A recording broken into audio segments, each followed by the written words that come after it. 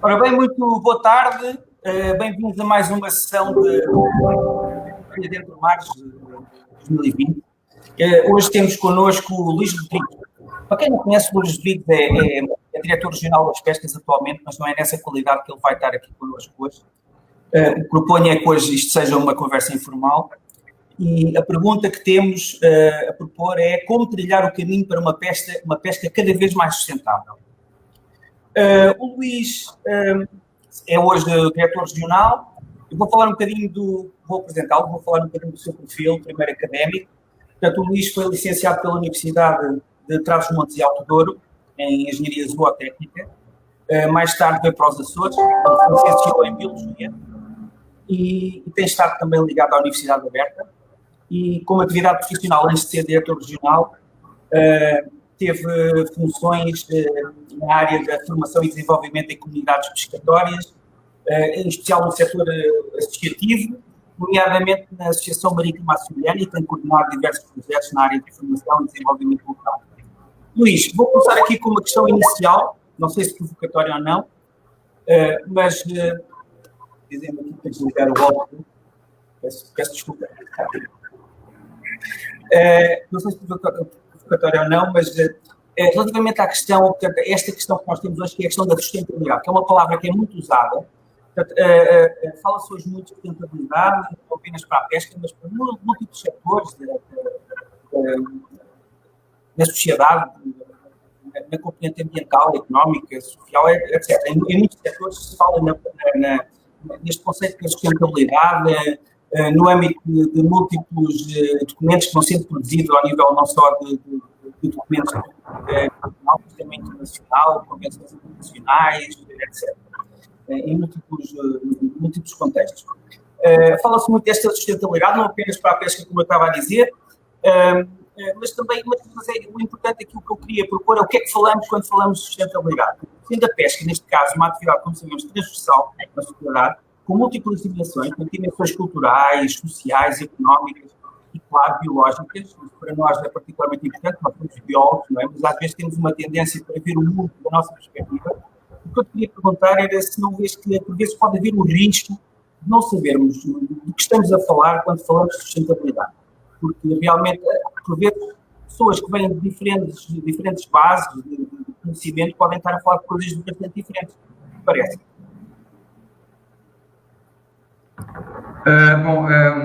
Boa tarde, Gilberto. Boa tarde a quem nos estiver a ouvir.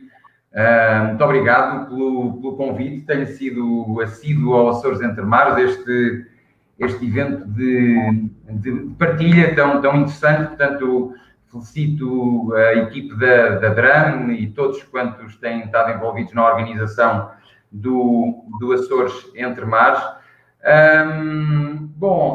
Eu espero que vocês me estejam a ouvir bem. Eu estava a ouvir com algumas interferências, Gilberto.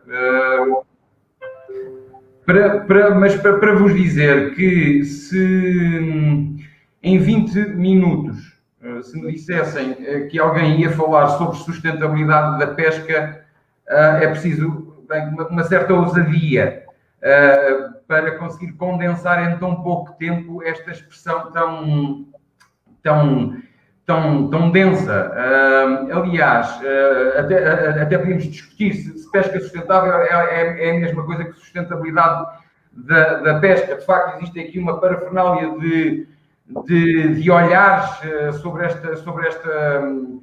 esta expressão. Portanto, considerem a minha prestação como mais um contributo entre tantos para uma reflexão que devia ser de todos. A pesca sustentável é uma expressão que até composta por duas palavras que me parecem contraditórias. A pesca induz-nos a pensar em extração, em exploração dos ecossistemas, em utilização dos recursos marinhos, e a palavra sustentável é o oposto, induz-nos a pensar em proteção, em conservação. Portanto, a expressão pesca sustentável é a junção de duas palavras que, com diferentes contextos, diferentes interpretações. E então, a pesca sustentável, ou a sustentabilidade da pesca, é, de certa forma, a gestão entre estas duas forças. Por um lado, a exploração e, por outro, a proteção.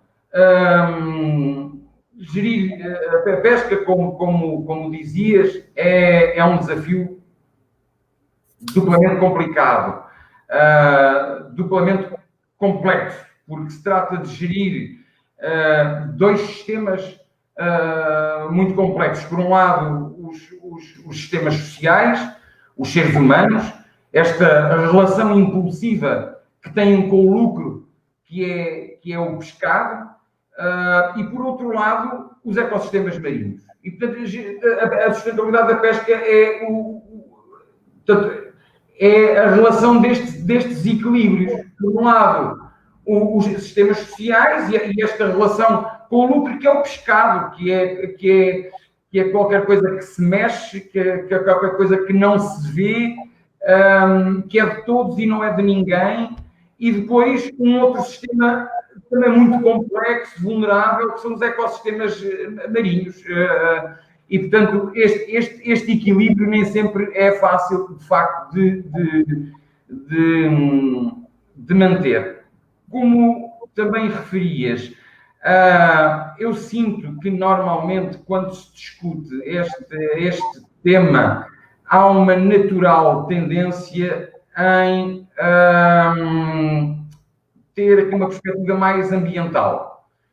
E quando se discute sustentabilidade da pesca, há sempre esta lógica de, bom, eu não posso subtrair, eu não posso consumir, eu não posso explorar o ecossistema a uma velocidade superior à sua resiliência.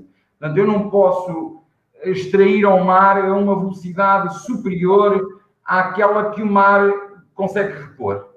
E de facto, é como dizias, isto é uma perspectiva muito redutora. Existem outro tipo de perspectivas. Nós aqui, ao longo destes dias, das várias apresentações, eu acho que a pesca e a pesca sustentável é qualquer coisa que é subliminar a quase todas as apresentações. A Marina falou-nos nos corais de profundidade e também como é que a pesca pode afetar este património do CRIS, o impacto que a pesca tem pela produção de resíduo. Ora, a pesca é feita de pessoas, não é? E, portanto, quem pesca são as pessoas, não são propriamente os barcos, não são propriamente as artes de pesca. Gerir a pesca é gerir a exploração, ou mais do que gerir a exploração dos recursos pesqueiros, dos estoques, tem mais a ver com regulamentar o comportamento de todos, dos pescadores, dos armadores, dos investigadores, da indústria, que de certa forma todos respondem a estímulos económicos, sociais, ambientais, e portanto há esta dimensão da pesca, a dimensão mais social, que nem sempre é considerada. De que vale ter uma arte de pesca seletiva quando a pessoa que opera com essa arte não tem uma conduta para a sustentabilidade? E, portanto, a seletividade de uma arte tem sobretudo a ver com quem a pratica.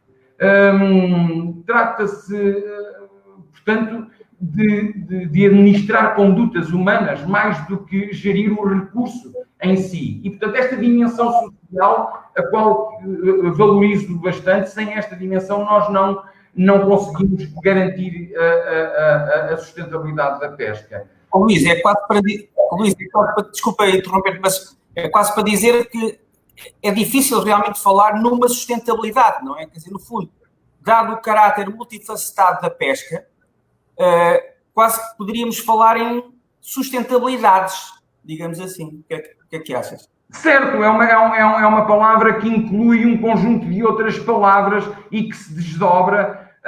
Faltou-nos aqui a parte também mais ligada à questão porque a pesca, enquanto atividade do setor primário, extração do ambiente natural, alimenta também uma fileira imensa, garante a coesão social, a coesão territorial, dá emprego, satisfaz materialmente as pessoas que trabalham para esta grande família que é a pesca, esta questão da relação dos seres humanos com o lucro, com o valor produzido.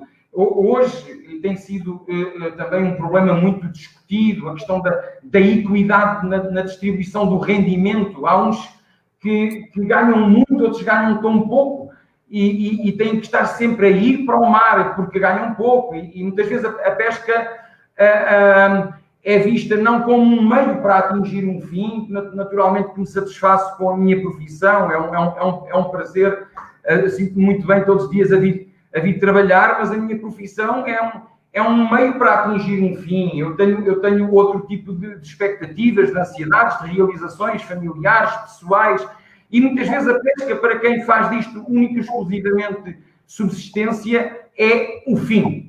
E, portanto, há aqui esta perspectiva também económica da pesca, não é? Mais do que nunca nós precisamos de fazer render o peixe, de pescar menos, de ganhar mais.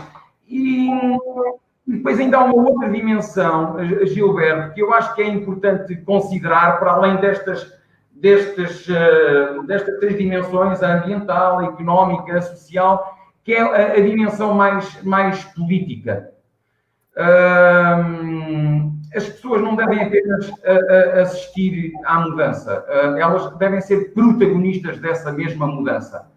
Não basta assistir ao progresso, é preciso compreender o progresso para se formar uma consciência ambiental crítica. É preciso envolver as pessoas e isto faz-se com a política, o exercício da política. A política aqui, na lógica da verdadeira acessão da palavra da polis, da comunidade, do exercício da cidadania, do envolvimento, do bottom-up. Portanto, é o exercício talvez mais de governança do que propriamente a questão política como normalmente se entende.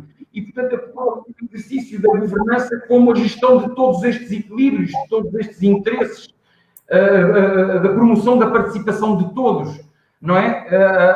A política é como se fosse aqui o assento de um banco com 3 pernas, de um banco tripérnico, em que existe o ambiente, a economia, a sociologia, portanto, estas 3 dimensões que são, de certa forma, que se interceptam no exercício da governança e, portanto, no exercício da política. Todos nós temos consciência ambiental. Eu acho que o mais analfabeto real ou funcional que trabalhe no setor, ao mais letrado e culto, todos nós temos uma noção daquilo que é a conduta ambiental e que é importante termos. Mas passar da consciência à prática nem sempre é fácil. E quantos de nós que sabemos que é importante separar o lixo, quantos de nós que sabemos que é importante fechar a água ou meter a viata no sítio apropriado, quantos de nós muitas vezes fechamos os olhos a alguns comportamentos, não é? Nem sempre somos coerentes, há aqui uma certa hipocrisia muitas vezes que transportamos connosco próprios. E, portanto, isto é importante que se passe da consciência de cada um para a prática e depois é importante que deixe de ser um somatório de práticas para que passe a ser uma consciência ambiental coletiva. E, portanto, a pesca sustentável e a garantia deste objetivo, de uma conduta de sustentabilidade, só se faz quando atingirmos em pleno esta consciência coletiva de uma conduta para a sustentabilidade. E isso faz sobretudo com uma boa governança, com um envolvimento e com uma participação, uma boa participação de todos. Luís, diz-me uma coisa, se tu em termos muito assim sintéticos, vê lá se consegues, se tivesses que definir uma visão para uma pesca sustentável, como é que tu definirias essa visão? Qual era o cenário descreve-me o cenário, assim, muito sucintamente, daquilo que para ti seria uma pesca sustentável. Bom, há aqui várias lá está, não é fácil ter essa definição, uma definição só. A palavra sustentabilidade é precisamente reúne esse conjunto de... Mas descreve-me assim, estou a falar numa visão, uma frase em que tu disseste, pesca sustentável. Os pescadores pescam peixe sem restrições, o mundo, sei lá, diz lá o que é que... Identifica-me assim, aquilo que seria, claro, é evidente que estas visões são sempre perspectivas de futuro, não é? E muitas vezes não realizáveis, não interessa, é um objetivo a atingir, não é? E é o processo de atingir esse objetivo que é o importante muitas vezes, não é? Porque é isso que nos permite chegar lá perto, não quer dizer que a gente consiga chegar exatamente àquilo que quer, mas pelo menos vamos nos aproximando e isso já é um bom exercício, não é? Neste caso, diz-me assim, o que é que para ti, o que é que seria esse cenário? Esse cenário seria... Gilberto, eu se tivesse que resumir tudo numa palavra, seria equilíbrio, não é? O equilíbrio desta condição humana com esta condição social, ambiental e económica num espaço comum que é o planeta Terra, que é a nossa casa. E, portanto, a sustentabilidade da pesca é isso mesmo, é equilíbrio entre todos estes interesses. O planeta está a acabar de passar uma mensagem tão importante, estamos aqui a desconfinar, mas passamos por um momento de profunda reflexão também, não é? O planeta está aqui a lançar uma série de alertas porque de certa forma, isto foi determinado pela nossa arrogância. E faltou-nos um bocadinho o equilíbrio. E para mas como é que identifica 2 ou 3 tópicos, por exemplo? Só de... Gilberto, repara, a sustentabilidade da pesca é uma coisa,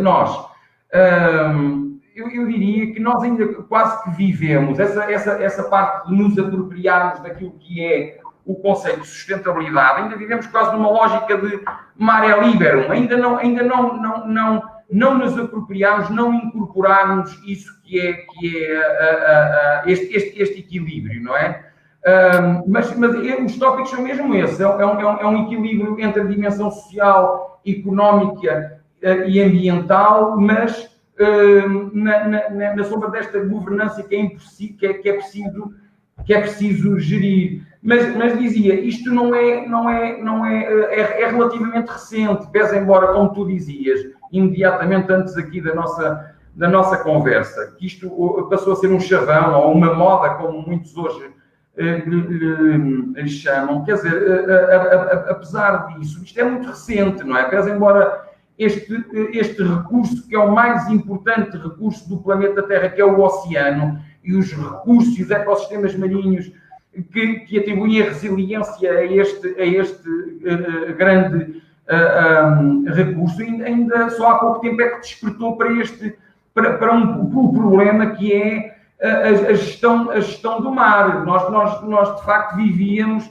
de acordo com o Tratado do Grótios, que era, portanto, o mar que era livre, portanto, que estava disponível, tanto como armazém de produtos e de serviços, como um mega recipiente para lixo. Portanto, até há pouco tempo utilizámos o mar de uma forma livre. Eu diria que foi há muito pouco tempo, talvez aquilo que nos abriu os olhos foi a Segunda Guerra Mundial e depois no final dos anos 40 nos apercebemos que toda aquela tecnologia bélica foi utilizada também na pesca, não é? Para facilitar a detecção dos cardumes, a comunicação entre as embarcações e das embarcações para a terra, e portanto nós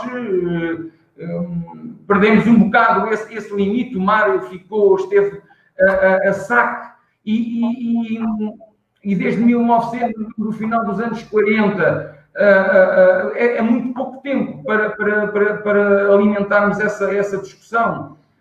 E tudo demora muito tempo quando se discute o mar. Repara que a primeira Conferência das Nações Unidas e que abordou esta temática é no final dos anos 50, portanto, quando caímos em nós, quando nos apercebemos, quando a humanidade se apercebe que o mar, de facto, estava a ser vítima de um tal desequilíbrio, e, portanto, quando os Estados se reúnem nesta conferência, mas depois até que tu conseguiste, como é que eu ia dizer, concretizar aquilo que nesta conferência foi discutido, onde alguns conceitos relativamente ao espaço marítimo, à conservação dos recursos. Portanto, só 24 anos depois é que tu tiveste a Convenção das Nações Unidas e construíste e consagraste o direito marítimo, não é? Só no início dos anos 80 é que o lixo marinho, por exemplo, e a gestão dos recursos foi amplamente discutida. Até aos anos 80 ias para a praia e vinhas com os pés mascarrados de alcatrão, porque os barcos se sentiam na liberdade de poder limpar os seus porões do crudo. E, portanto, a política comum de pesca nasceu no ano seguinte à Convenção das Nações Unidas.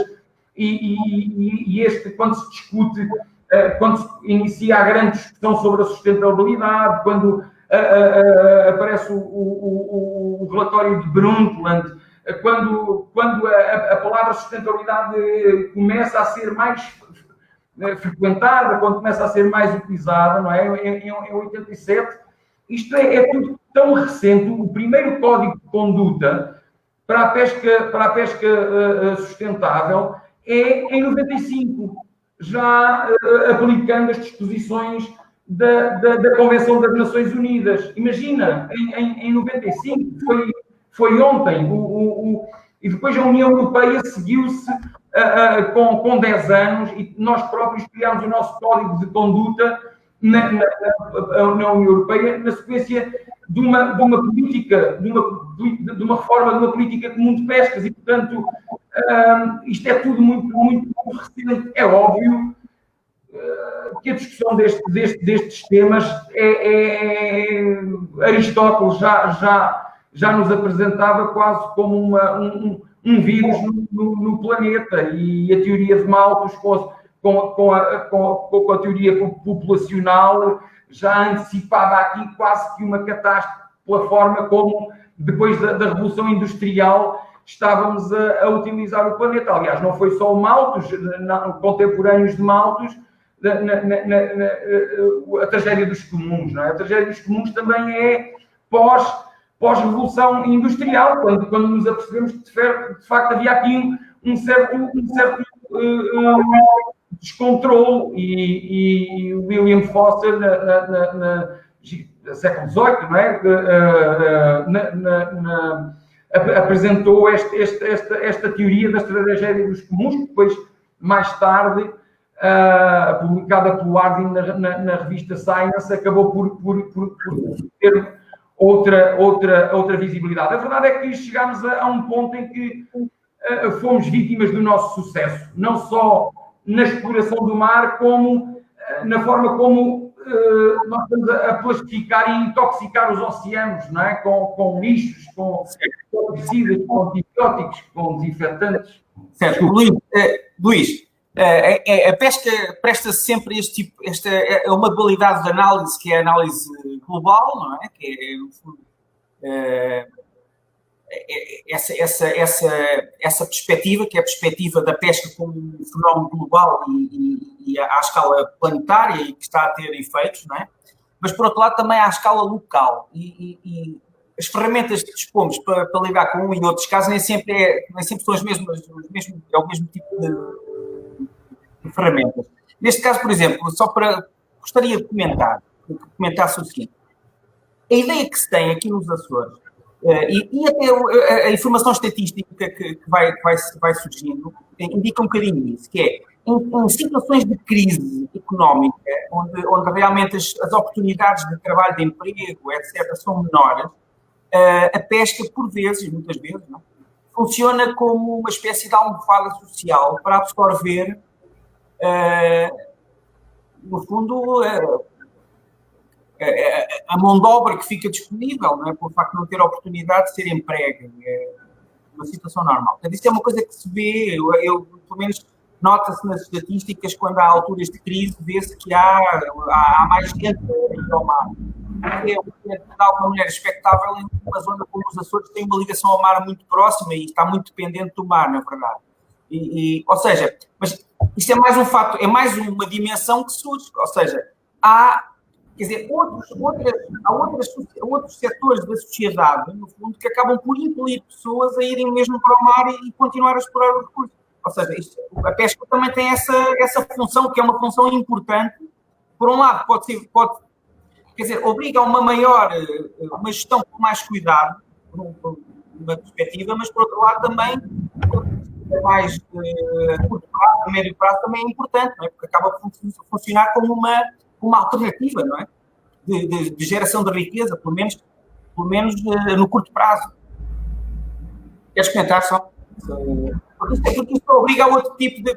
Ou seja, nós podemos ter uma perspectiva mais global de saber que a pesca tem que ir num determinado sentido ou está aí num sentido que não é aquele que nós queremos, mas depois, por outro lado, também temos questões muito práticas no imediato que temos que dar suporte. E a pesca, na verdade, acaba por funcionar também no curto prazo, de uma maneira, e porventura nem sequer sustentável a médio prazo, mas ela acaba por nos ajudar, quando digo nós, a sociedade, não é? Nós, a sociedade toda, não é?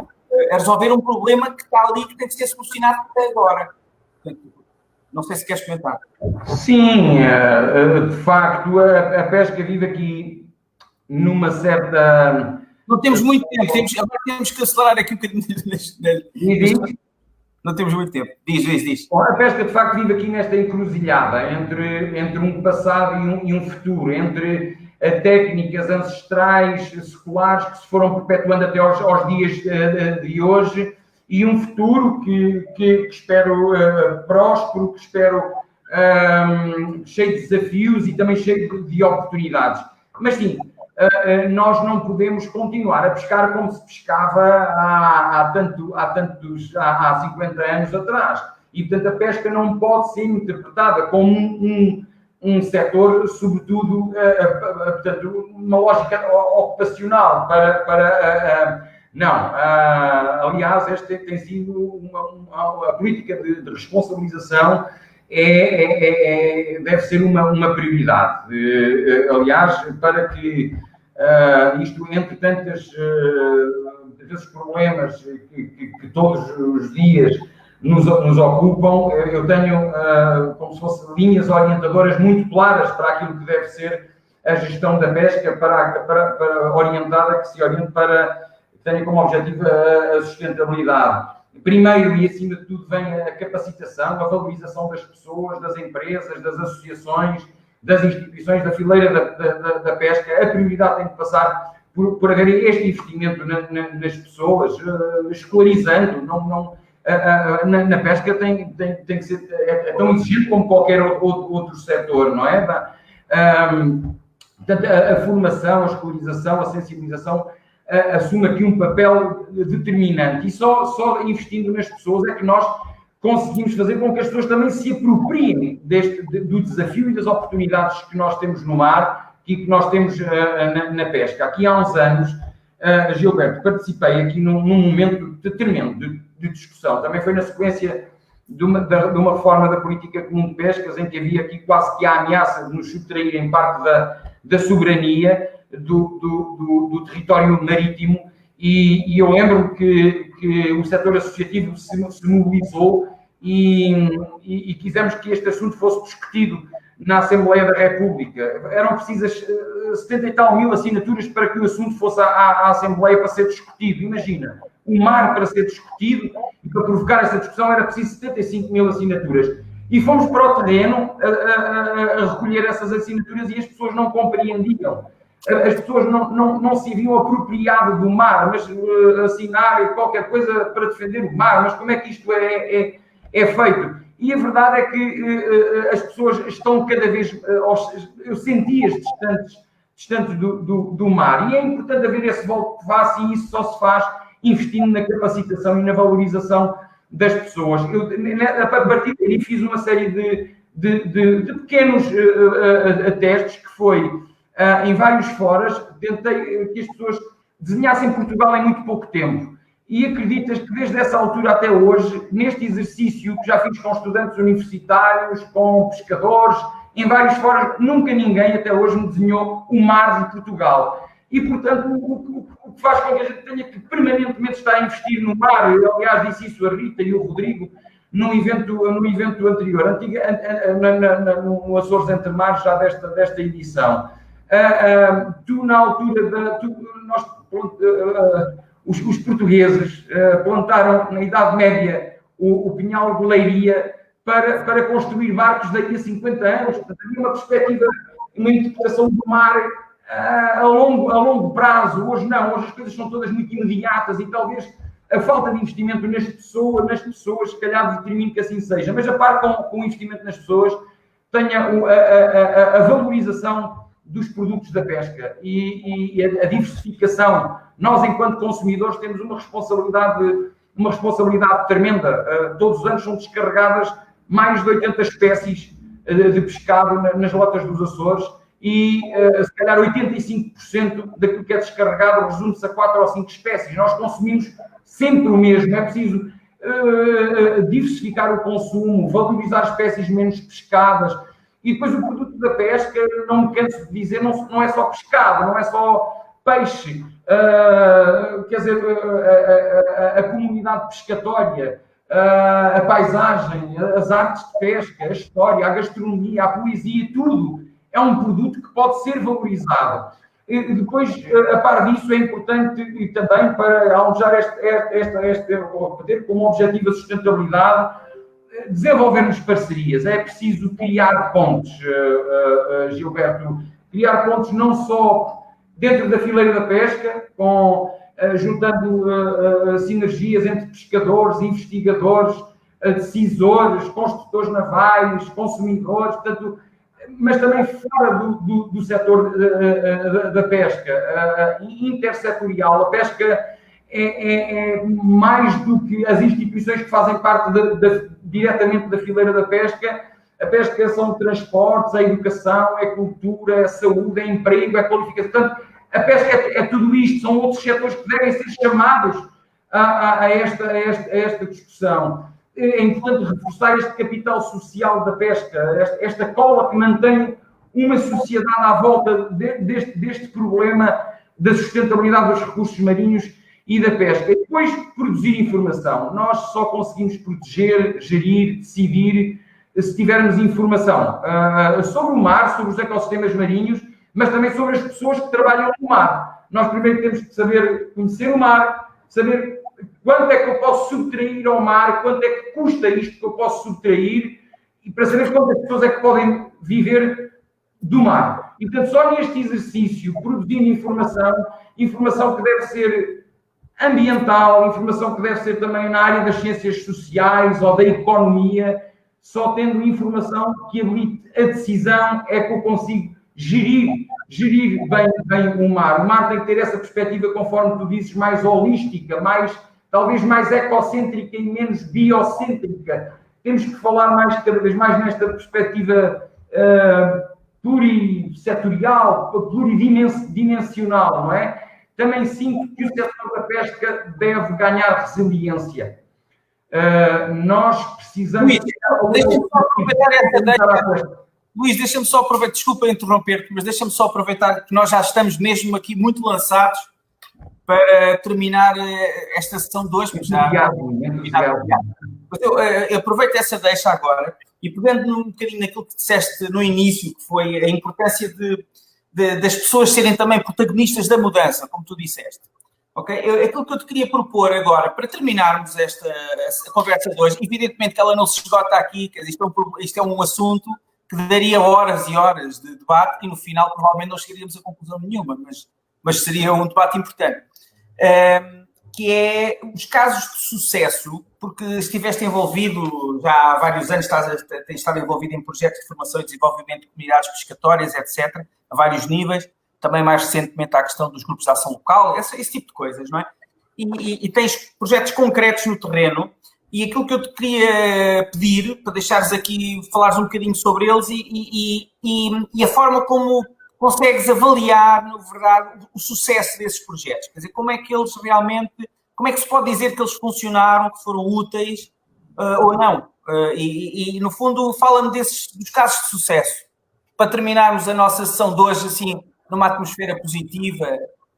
Está bem?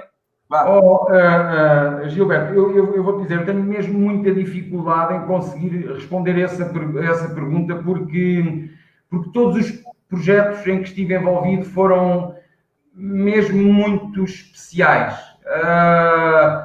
Há 20 anos atrás estive envolvido num projeto que se chamava Pescar para a Escola. E basicamente o objetivo era criar um plano de formação, ou um referencial de formação para o ensino e para os filhos dos pescadores, para contrariar o absentismo e o insucesso escolar em comunidades pescatórias. Foi o primeiro projeto em que eu estive diretamente ligado à coordenação e à construção desse projeto. Mas foi tão importante como o projeto em que estou hoje envolvido, que é um projeto aliciante, que é fazer parte de uma equipe, ou ser talvez um interlocutor de uma equipe grande, que é a equipe da Direção Regional das Pescas, e daí até então, olha, eu acho que os principais projetos e os mais interessantes são projetos que corresponsabilizam. São projetos em que tornam as pessoas, de facto, protagonistas do modelo de desenvolvimento. Houve um projeto que me marcou imenso, o Mudança de Maré. Este projeto construiu uma associação de pescadores em cada uma das ilhas, discutiu-se a questões ligadas à reorientação da atividade da pesca, regulamentou-se a pesca turismo, começou-se a falar aqui em várias áreas de criação de rendimento. Os galos de pesca começaram a ser discutidos nesse momento, e portanto eu tenho mesmo muita dificuldade, Gilberto, em conseguir identificar entre tantos projetos. Nós temos feito, a equipe da Direção Regional das Pescas tem feito coisas deliciosas, ligadas não só à capacitação e à valorização das pessoas que trabalham na pesca, como à criação de planos de gestão e para a valorização de pescado. Nós conseguimos pôr, nas minhas apresentações, começo com a imagem de um atum rabilho, um bocadinho para partilhar com quem me está a ouvir, um bocadinho da minha experiência enquanto diretor regional. E aquilo acaba por sintetizar aquilo que tem sido esta aventura deliciosa. Mas quando assumi esta responsabilidade, a equipe da Direção Regional das Pescas, naturalmente a orientação também do Gabinete do Sr. Secretário, identificámos aquelas que seriam as espécies mais emblemáticas para os Açores, não só em termos de rendimento, em termos de valor, em termos de quantidade que era pescada, porque determinava também, de certa forma, a performance da pesca nos Açores. Identificámos os gorás, os bérix, os atuns também. Na altura que analisávamos este processo, em cada ano,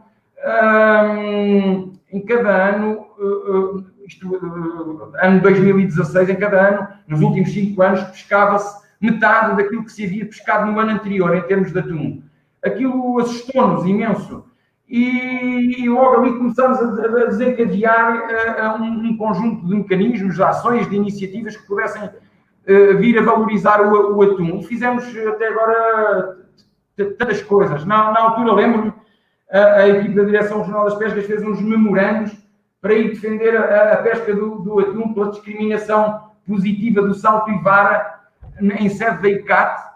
E nós chegámos à ICAT, e primeiro que chegámos já à mesa de discussão, onde estão, não sei, mais de 70 partes contratantes, mais não sei quantos países a discutir a gestão do atum, aquilo que é o olhar dos Açores sobre esta pescaria tão emblemática para os Açores, custou tanto a chegar à mesa de discussão.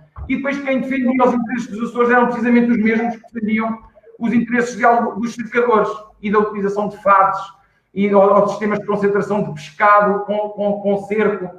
E na altura, tudo isso desencadeou um conjunto de ações que passaram pelo primeiro encontro mundial e que juntaram todos os países que fazem pesca de saltivara, pela construção da Declaração Açores, demos formação aos pescadores, às associações de pesca, demos, portanto, o processo de certificação para alguns mercados e, portanto, este ano, antes da pandemia, preparávamos para fazer formação on-job a bordo das embarcações. Isto é, o formador ia num barco e ensinava a fazer a técnica de sangria, de iniciação, de sensibilização a bordo e era o próprio broker que dava essa formação. E, portanto, acabámos por não ter condições para concretizar essa nossa intenção, mas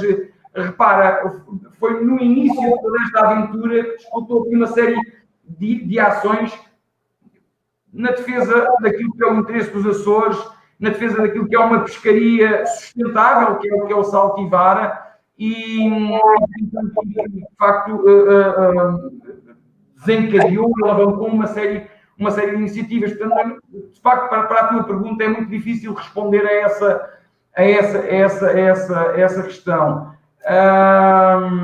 Mas diria que para nós não sermos vítimas desse nosso sucesso, que é a exploração dos recursos, para nós não conseguirmos garantir e talvez o melhor caminho para a sustentabilidade da pesca é pensar que antes de tudo temos que garantir a nossa própria sustentabilidade, a sustentabilidade da espécie humana, e acho que a discussão deve começar por aí, antes de associar a sustentabilidade da pesca à nossa própria sustentabilidade.